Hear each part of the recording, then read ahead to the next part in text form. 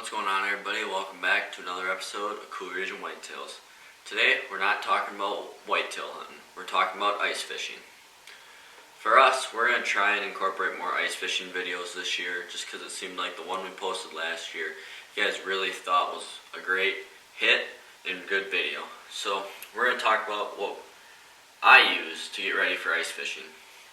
So with early ice coming up, the first thing that I'm doing is I'm going to have my ice picks. So these really inexpensive, got them at a local store, Island Outdoors. They just wrap right here around, and if you fall through, you're going to push down on the ice. They're just going to grab right on the ice, pull yourself out, one arm after another. Really simple thing that could save your life in the long run. Alright,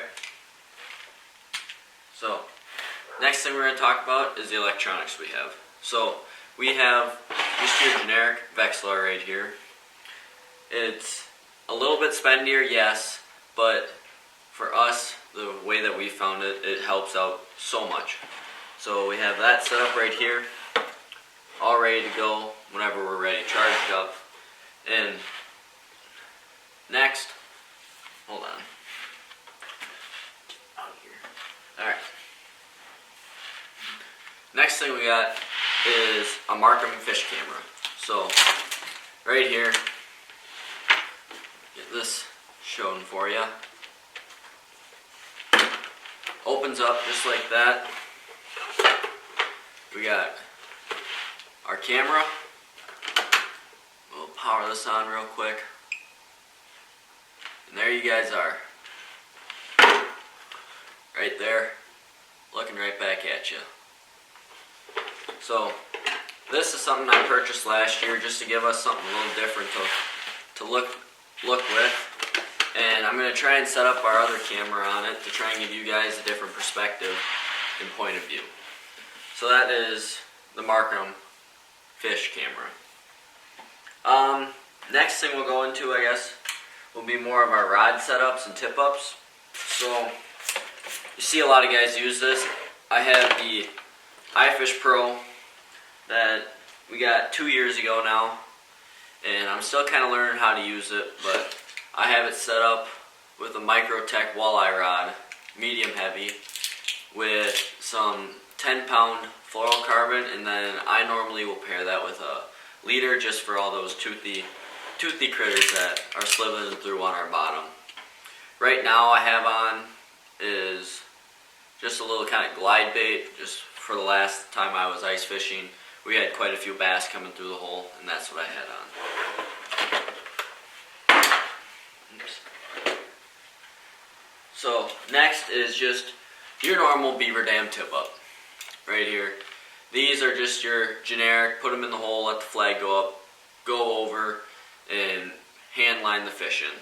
So everybody kind of has one of these or something close to it. So then next we have, this is my dead stick rod right here, my Minnow Rod. So just small, medium yellow rod. It's made by Neon Ice, but it's really just one of your generic rods. Set up with 5-pound fluorocarbon. More of my perch rod right here. Then, so I store most of my equipment right here in a Berkeley Fish Bag. Stop it. I gotta get rid of my cat. I'll be right back. Come here. Sorry, buddy. This is Smokey. He's not going to go upstairs. Stop biting.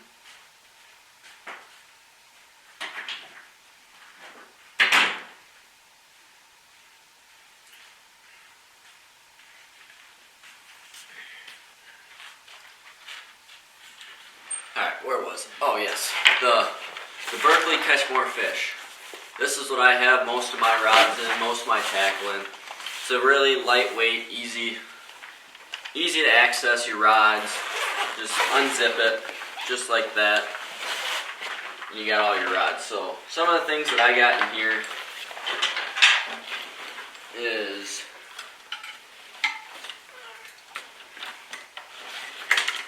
we have 3 rods, and maybe I can show you them. Hold on for technical difficulties.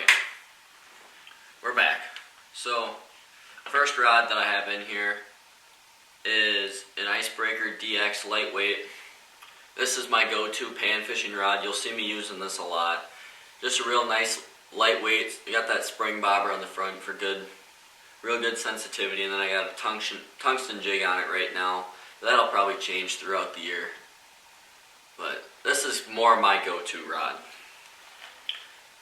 Next we got this claw rod, eagle claw rod, and this is more of my dad's go-to rod. It's got this big spring bobber on the front, but got a purple tungsten jig on here. Once again, a real nice sensitive rod. Good backbone though when you get hooked into a little bigger fish, but altogether a real nice pan fishing rod. This one now, this is a Fraybill medium light action rod. I got a nice jigging spoon on there. Got the nice not cedar, what do we got? Eagle claw. We got an eagle claw like inline reel right here. Real nice reel. I got this paired up with a little heavier line. I got 5-pound monofilament on here with into a 5-pound or a 6-pound braid leader. So we're using this more for like perch, walleye, northerns. But this is a real nice rod, real thick backbone. When it loads up, a lot of fish don't get off of this. Then other things we have in there, you know, you gotta have your scooper, just your regular plastic scooper. Always gotta have one, maybe 2 of them. Then, and finally, we got our bump board for when we fish our tournaments.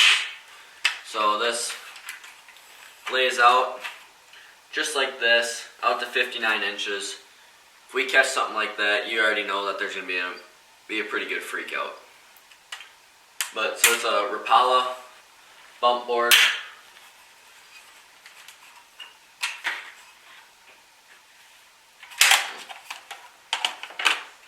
Then your old wood rod, just in case, you never know, might need it. So all that's in there. Then you got your fish tackle box, some leaders, another fishing tackle box, your scissors, tungsten jigs, your headlamp for when we get out there early and you guys need to be able to see what we're doing. We'll always have that with us. Some split shots, some more tackle. Another makeshift tackle box. So all that just fits right in here in the Berkeley Catch More Fish Bag. So you might be wondering, what do we use for a auger? To start out, we're normally hand augering just because that's easier. It's lightweight, real easy to carry with you, easy for hole hopping. And then in the further into the winter, we'll probably move either to a gas auger or just a drill powered auger. We're hoping to get an ion, but right now we're with our budget for Coulee Region whitetails, that just can't happen. So that's really everything. You guys, if you want, you guys can comment down below some things that like challenge videos that you think we should do. Maybe a cheap versus expensive tip-up challenge, maybe a jig only challenge, only one color jig challenge, just something different. So thank you for tuning in to this episode of Coulee Region Whitetails, and I hope to see you next time.